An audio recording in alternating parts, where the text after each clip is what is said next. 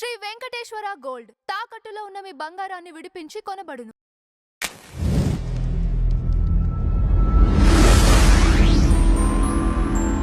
నమస్కారం నంద హరిచంద్రరావు గారు. నమస్కారం అంజబాబు గారు. రాజాసాబ్ ఎఫెక్ట్ అండి. మన డైరెక్టర్ మారుతి గారి ఇంటికి ఆ స్విగ్గీకి సంబంధించిన ఫుడ్ ఆర్డర్ ఎంత యాప్ నుంచి వాళ్ళు ఆర్డర్ పెట్టి అంటే ఒక రకం వాళ్ళు అభిమానులు అంత అంత ఓన్ చేసుకునే ఆక్రోశం. అది ఓన్ చేసుకోవటం కాదు సార్, ఆయనకి ఎలా బుద్ధి చెప్పాలంటే కొట్టడానికి వెళ్ళిన వాళ్ళేమో రానివాళ్ళు అక్కడ పోలీసులు అడ్డు పెడతారు, హింసకి తావులేదు అక్కడ. నిజంగా అయితే దొరికితే కొట్టేస్తారు, సందేహం లేదు. ఇప్పుడు ఇతను దొరకకుండా ఇతను హింసించాలంటే ఏం చేయాలని ఆలోచించారు. ఒక కొత్త ఐడియా వచ్చింది అతనికి, వాళ్ళకి. ఎంతమంది అండి? సుమారు 100 మంది. 100 మంది ఫుడ్ ఆర్డర్ 100 మంది ఫుడ్ ఆర్డర్ వచ్చేసారు. వాళ్ళు బైకుల మీద వేసుకుని వచ్చేసారు సార్. అంటే ఇంకా వాళ్ళ ఆవేశం ఎలా తీసుకోవాలో తెలియదు. తర్వాత వాళ్ళేమో గేట్ తీయాల. ఫస్ట్ ఆర్డర్ అయితేనే ఓకే, వెళ్ళింది, లోపలికి వెళ్ళింది. ఇక ఆ కాంప్లెక్స్ లో ఆయన ఉన్న దీంట్లో ఎవరు ఆర్డర్ చేసినా కూడా డౌట్ ఇది పట్టేసింది. అంటే జనరల్ గా గేటెడ్ కమ్యూనిటీ కదండి. ఆ గేట్ లోపల ఎవరు కూడా ఈ మారుతిని బయటికి పొమ్మనే రీతిలో ఉన్నారంట వాళ్ళు. అంటే ఒకటండి, మా గురువు గారు చెప్తా ఉంటారండి ఎప్పుడు కూడా, సక్సెస్ వచ్చినప్పుడు అంటే నాలిక చాలా స్పీడ్గా మాట్లాడద్దటండి, అప్పుడే కంట్రోల్ చేసుకోవాలంట. ఈయన సక్సెస్ రాలేదు, సినిమా రిలీజ్ అవ్వలేదు, ఇంకా అంతకంటే ముందే నాలుకని బయట పెట్టేశారు ఈయన. ఇంటి అడ్రస్ చెప్పారు. ఇంటి అడ్రస్, ఆ కాన్ఫిడెన్స్ ఏంటంట నువ్వు. సినిమా ఏదైనా తేడా వస్తే మా ఇంటికి రండి అని చెప్పేంత కాన్ఫిడెన్స్ ఎవడిచ్చాడండి నీకు? ఎవరు చెప్పమన్నారండి మిమ్మల్ని? మహామహులు తీసిన సినిమాలే చెప్పలేరు ఎవరోళ్ళు. అది చెప్తే అందరూ సక్సెస్లే తీస్తారు కదా, అందరూ హిట్లే తీస్తారు కదా సార్. ఇదేమన్నా రామాయణమా మహాభారతమా గ్యారంటీ ఇవ్వడానికి? ఎన్టీ రామారావు ఉన్నారా? అది లేదు కదా, అది కూడా లేదు కదా. ఇప్పుడు ఈ ఆర్డర్ ఇచ్చిన వాళ్ళంతా ప్రభాస్ ఫ్యాన్స్ అయ్యి ఉంటారు కదా. ప్రభాస్ ఫ్యాన్సే వాళ్ళే చెప్తారు. ఇప్పుడు మారుతిని ఎలా హింసించాలో తెలియలేదండి వాళ్ళకి. దొరకట్లా. అక్కడికి వెళ్తేనేమో బయటకు పంపించేస్తున్నారు సెక్యూరిటీ వాళ్ళు. వెళ్ళారు, ట్రై చేశారు పట్టుకుందామని, దొరకలా. ఇప్పుడు ఈ బయటికి రాకుండా చేయాలంటే ఏం చేయాలని ఆలోచించారండి. ఇలా ఇస్తే మొత్తం ఒక 100 మంది ఆర్డర్ ఇచ్చేసారండి. మొత్తం ఫోన్లు చేసేస్తే మా మారుతి గారు అన్నాడు, నేను ఆర్డర్ ఇవ్వలేదన్నాడు. ఆర్డర్ ఇవ్వకపోతే ఎలా వస్తాం సార్ మేము, ఇది వచ్చారు, ఫోన్ వచ్చినాయి అని చెప్పి అక్కడి నుంచి అంతే ఆయన అప్సెట్. మొత్తం ఆయన ఒక్కడే కాదు, మొత్తం ఆ గేటెడ్ కమ్యూనిటీలో ఉన్న వాళ్ళందరూ అప్సెట్. మొత్తం ఖచ్చితంగా డౌట్ వస్తుంది, ఇంతమంది ఎందుకు వచ్చారని. తర్వాత చాలా మంది సినిమా తీయటం రాలేదు, హ్యాండిల్ చేయటం రాలేదని, అంటే ఇప్పుడు మనం చెప్పుకోవటం కాదు, చాలా మంది పెద్దలు చెప్పుకున్నారు ఆయన. కానీ ఇప్పుడు ఈ రోజుల్లో కానీ బస్ స్టాప్ ఇట్లాంటి హిట్స్ పడ్డాయి ఆయనకి.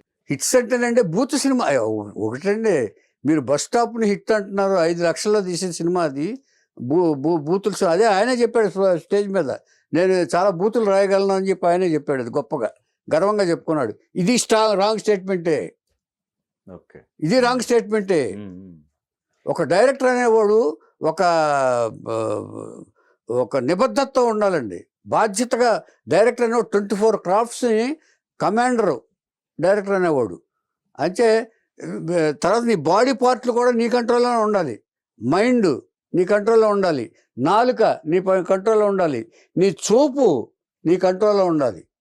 అది అయితేనే డైరెక్ట్ చేయగలడు ఎప్పుడు కూడా. దర్శకత్వం అంటే ఆషామాషి కాదు సార్ ఇది. మరి అలాంటిది ప్రభాస్ గారికి ఏమైందండి? క్యాలిక్యులేషన్ ఏమైపోయినాయి ఆయనకి? ప్రభాస్ గారికి ఏమనుకున్నారంటే నేను అన్ని ఇప్పుడు ఎన్ని హై బడ్జెట్ను పాన్ ఇండియా సినిమాలు చేసేస్తున్నాను, ఒక నార్మల్ సినిమా ఇదివరకులాగా మిర్చి ఇలాగా సినిమా ఒక నార్మల్ సినిమా చేద్దాం అనుకుని దిగాడండి. అదే చెప్పి ఒప్పించారు వీళ్ళు, అదే అనుకున్నారు. ఆ తర్వాత ఆశ పుట్టింది వీళ్ళకి, పెద్ద సినిమా పాన్ ఇండియా చేద్దామని. పాన్ ఇండియా కాదు ఫస్ట్ పాన్ ఇండియా సినిమా కాదు సార్, నార్మల్ కథ చెప్పారు సార్, ఎంటర్టైన్మెంట్ కదా. అలా తీసేస్తే బ్రహ్మాండంగా ఉండేది. తర్వాత 100 కోట్లు అయిపోయేది, శుభ్రంగా లాభం వచ్చేది. శంకర వరప్రసాద్ అంతే. అది పాన్ ఇండియా కాదుగా, కాదు కానీ చెప్పుకుంటారు. చెప్పుకుంటారంటే మరి దానికి ఇది వచ్చింది. ఇప్పుడు హైకోర్టు ఇది ఇచ్చారంట వాళ్ళకి.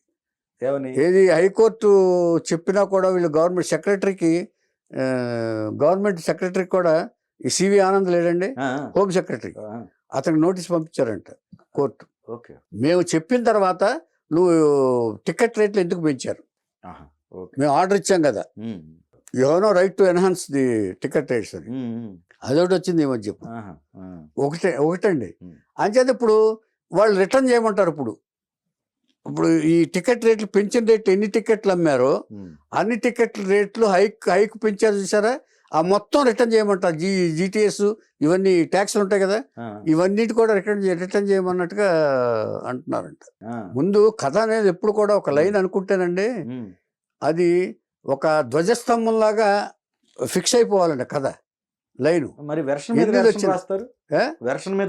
స్క్రీన్ ప్లే మారుతుంది, అంతేగాని లైన్ మారకూడదు. ఓకే ఓకే, స్క్రీన్ ప్లే మారుతుంది సార్. ఇప్పుడు పాన్ ఇండియా అనుకోండి, ఇప్పుడు లోకల్ సినిమా అనుకోండి, లోకల్ సినిమా అయితేనేమో ఒక నార్మల్ రేంజ్లో ఇక్కడ ఒక రిచ్ బిల్డింగ్స్ అవి ఇవి తీస్తావు. పాన్ ఇండియా అనేటప్పటికి దానికి ఎలివేషన్ ఇంకా బాంబే అంటే ఆ ఆడియన్స్ కూడా మ్యాచ్ అయ్యేటట్టుగా చూడాలి. ఇప్పుడు ఓకే, పాన్ ఇండియా అంటే ఇటు బాంబే, మెయిన్ బాంబే చూసుకోవాలి. ఆ బాంబే ఆడియన్స్ కూడా ఏం చూడాలని చేసుకోవాలి. అందుకే మనశంకర్ వరప్రసాద్ ఎంత చేసినా కూడా అక్కడ కూడా మన తెలుగు వాళ్ళే చూశారు, ఇక్కడ కూడా మన తెలుగు వాళ్ళే చూసారు.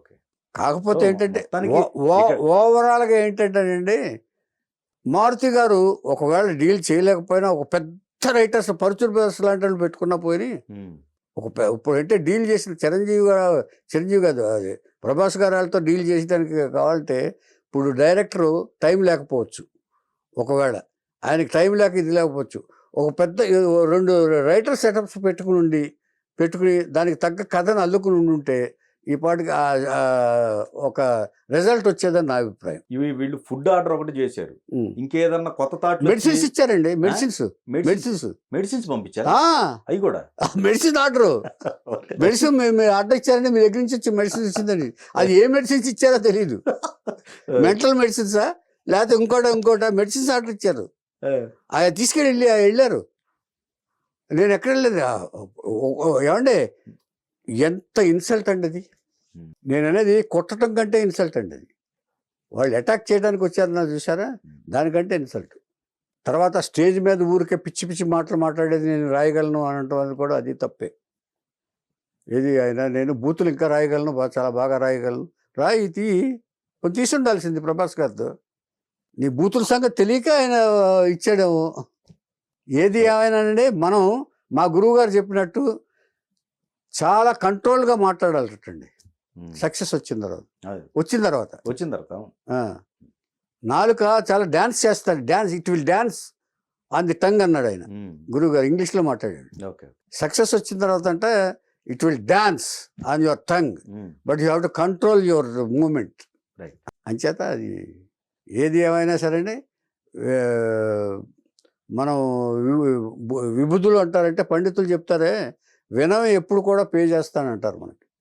సక్సెస్ ఏదొచ్చినా తర్వాత నెత్తి మీదకి ఎక్కకూడదు అంటారు ఆయన. సక్సెస్ మా గురువు గారు ఇక్కడ ఎక్కి కూర్చుందంటే ఇచ్చేసేస్తాడు, మన బ్రెయిన్ని కకావికలం చేసేస్తాడండి. ఒక పెద్ద పిక్చర్ చేయంగానే ఇంత కంట్రోల్ తప్పితే ఇంకా వేరే సక్సెస్ అయితే ఇంకెలా తప్పుద్ది? ఈ పాటికి ఎలా ఏమైపోయేది ఇండస్ట్రీ? సక్సెస్ చూడకుండానే అసలు అంత కాన్ఫిడెంట్గా అసలు ఎక్కడి నుంచి వస్తుంది? చాలా తప్పు జరిగింది. అంటే ఇది అందరికీ ఒక విధంగా గుణపాఠం అండి. మనం ఈ మధ్య ఏమవుతున్నారంటే అసలు ఛాలెంజ్ చేస్తాను, ఇది సూపర్ హిట్ అవుద్ది, అదే అవుద్ది, ఇదే అవుద్ది అని ఎవరికి తెలుసండి? ఎవరు ప్రజల మనసులో అప్పుడు రిలీజ్ అయ్యే డేట్ని బట్టి, రిలీజ్ అయ్యే పరిస్థితులను బట్టి, కాలమాన పరిస్థితుల ప్రకారం సినిమాలు సక్సెస్ అవుతాయి.